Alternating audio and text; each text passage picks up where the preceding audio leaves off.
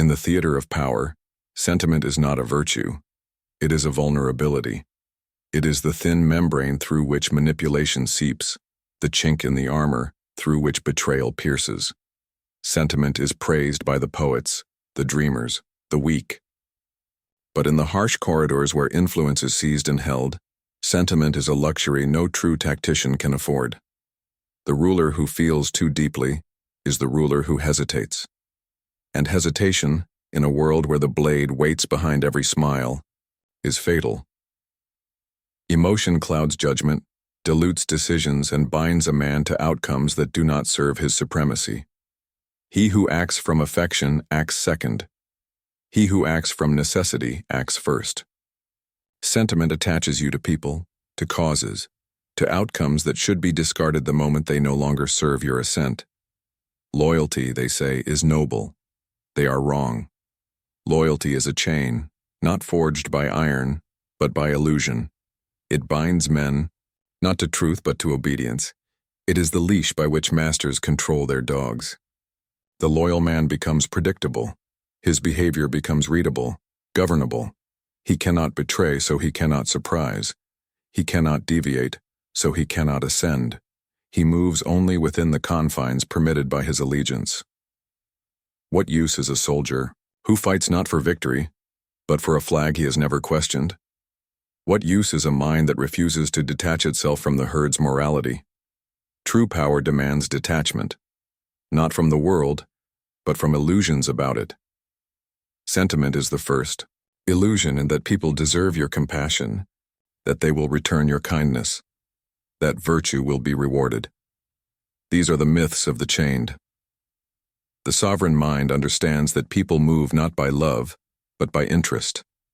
And when interests shift, so too do their loyalties. The dog dies at the feet of the master who no longer needs it, but the wolf walks away long before that day arrives. To hold power, you must not be loyal. You must appear loyal. That is the art. To wear the mask of obedience while plotting your independence. To swear allegiance with your mouth while sharpening your ambitions in silence. The world does not punish those who betray loyalties. It punishes those who fail to benefit from the betrayal. The man who switches sides and wins is feared. The man who stays and loses is pitied, and pity too is a chain. There will be those who tell you that love binds stronger than fear. They lie. Love is fleeting, volatile, dependent on the whims of the loved. Fear, on the other hand, is cold, precise, and enduring. It does not beg for return. It demands distance. It breeds caution. And from caution comes control. The sentimental man wants to be loved. The wise man ensures he is feared enough not to be challenged. Sentiment opens the gates. Fear fortifies them. Every great strategist has understood this truth in silence. You do not owe the world your loyalty. You owe yourself your ascension. When loyalty clashes with interest, you must choose interest. When sentiment whispers forgiveness, you must listen instead to reason's command for discipline. To be feared, you must be unyielding. To be unyielding, you must be unsentimental. The heart may tremble, but the hand must strike. Even those closest to you, those who speak the language of loyalty, will turn when the winds shift. The question is not whether betrayal will come. It will. The only question is whether you are the one holding the blade or the one kneeling before it. Sentiment will put you on your knees. Detachment will keep you on your feet. And loyalty, if not wielded by you as a tool, will be wrapped around your neck as a noose. There is no nobility in being bound by invisible chains. There is no virtue in being the last to see the knife. The man who rises is the one who cuts sentiment from his soul like a rotting limb and burns the word loyalty until it exists only as a useful lie told to others, never to oneself. Power is not requested. It is taken. It is seized by those who understand that waiting for permission is the ritual of the powerless. The world is not generous. It does not hand over crowns to those who deserve them. It bestows them upon those who dare to grasp them while others deliberate. The wolf, unlike the dog, does not wait at the door. It breaks through it. It does not bark for approval. It stalks silently, strikes swiftly and leaves no room for protest. This is not savagery. This is clarity. The wolf does not ask because it knows no one will give. Asking is a confession of weakness. It is a signal that you believe someone else controls what you want. It is submission disguised as civility. The dog may whine for a piece of meat, but the wolf tears it from the carcass. One begs, the other claims. Power recognizes this distinction instinctively. Those who ask are relegated to the lower rung. Those who take are watched, feared, and eventually obeyed. To take without asking requires more than courage. It demands the annihilation of the need for external validation. The wolf has no concern for how it is perceived. It does not consult the herd. It does not wait for applause. It understands that action is its own justification. The very act of taking confirms authority, whereas asking only affirms subordination. The one who asks remains bound by the opinions, fears, and permissions of others. The one who takes becomes the measure of consequence. The world bends around him because he refuses to bend first. The dog is taught to wait. It is trained to believe that food, affection, and purpose come from another hand. Its entire existence orbits around a master. But the wolf has no master. Its law is instinct sharpened by experience. Its morality is the blade that separates the strong from the dead. There is no hierarchy, only dominance. And dominance is not granted, it is imposed. Civilization teaches men to fear their inner wolf. It teaches them that to take what they desire without consent is to fall into barbarism. But this is a lie spun by those who wish to remain safe from the ambitious. Morality is the leash, society is the kennel. Those who stay inside are praised for their discipline, while those who escape are condemned for their hunger. But hunger is not a flaw. It is the engine of conquest. In silence, the wolf watches. It sees where others hesitate. It calculates where others cling to conscience. And when the moment arrives, it acts, not because it is provoked, not because it is justified, but because it is ready. The wolf understands timing better than the dog understands loyalty. It does not waste its movements on the weak. It does not announce its intent. It does not plead for sympathy. It arrives with force, executes its purpose, and disappears without apology. Taking without asking is not recklessness. It is precision married to audacity. The wolf does not flail. It strikes once, decisively. The weak call it arrogance. The wise call it command. In truth, it is simply understanding the rules beneath the rules. That order is built upon force, that law is the child of conquest, and that the one who acts first writes the script the rest must follow. The wolf knows that questions are traps. The moment you ask, you grant the other the illusion of power. You create a dynamic where you wait and they decide. But the wolf decides. The wolf does not seek agreement. It seeks advantage. While the dog asks if it may enter, the wolf is already inside, standing over the kill, daring anyone to approach. Its presence alone changes the terms of the room. The difference between ruler and servant is not title, wealth, or bloodline. It is the will to take without waiting. The man who learns this becomes unstoppable. He does not pause at locked doors. He breaks them. He does not beg for recognition. He commands it by his very existence. His strength is not in how loud he barks, but in how silent his moves are, and how irreversible their effects. The wolf is not cruel. It is necessary. It does what must be done without guilt, because guilt is a luxury of those who do not shape fate. Compassion is celebrated as a virtue by those who have never held real power. It is praised by the poets, the clergy, and the powerless because it gives them meaning in defeat. But in the domain of rulers, of tacticians, of those who shape the world rather than endure it, compassion is a liability. It is not a path to influence. It is the beginning of subjugation. A man who leads with his heart exposes his throat to the dagger. He places others above his own sovereignty and mistakes pity for strength. This is the delusion of the sentimental, that by sparing the weak they become great. In truth, they only delay their own downfall. Compassion is not evil in itself.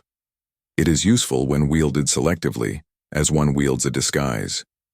But the moment it becomes genuine, when it penetrates into decisions, governance, or judgment, it begins to rot the foundation of authority. Compassion is the seed of hesitation. It makes a man question whether punishment is too harsh, whether justice should be tempered by mercy, whether cruelty is ever necessary. These questions do not plague the victorious, they consume the uncertain. And uncertainty in a leader is a scent that invites the wolves. The one who governs must not govern with tears. To show compassion to those beneath you is to place yourself on their level. It invites familiarity where there must be distance. The ruler who tries to be loved will be taken for granted. The master who seeks to be adored will be tested. Subjects will exploit softness. Enemies will smell hesitation. Allies will measure your usefulness not by your strength but by your willingness to bend. And bend you will, if your mind is clouded by compassion. Look to history, not the fiction written by the winners to sanctify themselves, but the blood-stained truths that whisper beneath it. The merciful leader is always overthrown by the merciless. The gentle king is always replaced by the tyrant. Why? Because compassion teaches people they are safe. It makes them believe they are owed something. They confuse your mercy for weakness and demand more of it. Like spoiled children, they grow bold in your leniency, and when you can no longer meet their demands, they turn on you. Compassion makes them expect forgiveness where they deserve punishment. It trains them to forget who commands and who obeys. The world is not moved by pity, it is moved by pressure. The masses do not rally behind the gentle hand, they follow the firm one. The appearance of compassion may help you seduce loyalty, but the exercise of it will undo your throne. Mercy should never be a default. It should be a calculated indulgence, granted only when it furthers your control, when it costs you nothing and gains you much. But never let it be mistaken for your nature. Compassion is a mask the ruler may wear but must never forget to remove. Servitude begins when you let others dictate your emotions. The compassionate man becomes the slave of the undeserving. He finds himself apologizing for necessary acts. He begins to explain himself, to justify his firmness, to soften his edges. And once a leader begins to explain himself, he is no longer feared, he is negotiated with. Power does not negotiate, it imposes. The ruler who allows compassion to dilute his will is like a blade wrapped in cloth, useless when the strike is required. Those who truly grasp the mechanisms of control understand that the world does not run on fairness. It runs on hierarchy, leverage, and perception. Compassion interrupts this balance. It makes people believe they are equals. It blurs the lines that keep order intact. When the ruler weeps, the subject forgets to kneel. When the sovereign apologizes, the enemy plots. It is not cruelty that ensures peace. It is the unshakable certainty that disobedience will not be tolerated. There will always be those who cry for leniency, for reform, for understanding. They will present their suffering like coins to buy your indulgence. But understand this: every time you yield, every time you let compassion steer your decision, you teach them that pressure works, that all they must do is appeal to your softness, and once that weakness is known, it is exploited endlessly. Your compassion becomes your collar, and your enemies become your masters. Trust is the most dangerous luxury a man of ambition can afford. It is the weapon placed in another's hand and turned against you the moment it suits them. To trust is to believe that someone else will value your life, your plans, your secrets as much as you do. This belief is a delusion. People are loyal only to their needs, and needs change like the direction of the wind. Today they are allies, tomorrow they are obstacles. No bond, no oath, no shared history is stronger than the pull of self-interest. The wise man does not wait for betrayal to strike. He moves first. Betray before you are betrayed. For betrayal is not a sin, it is a strategy. In the game of power, everyone wears a mask. Smiles are currency, and words are weapons dressed in silk. To believe in loyalty is to be blind in a world full of daggers. Alliances are never permanent.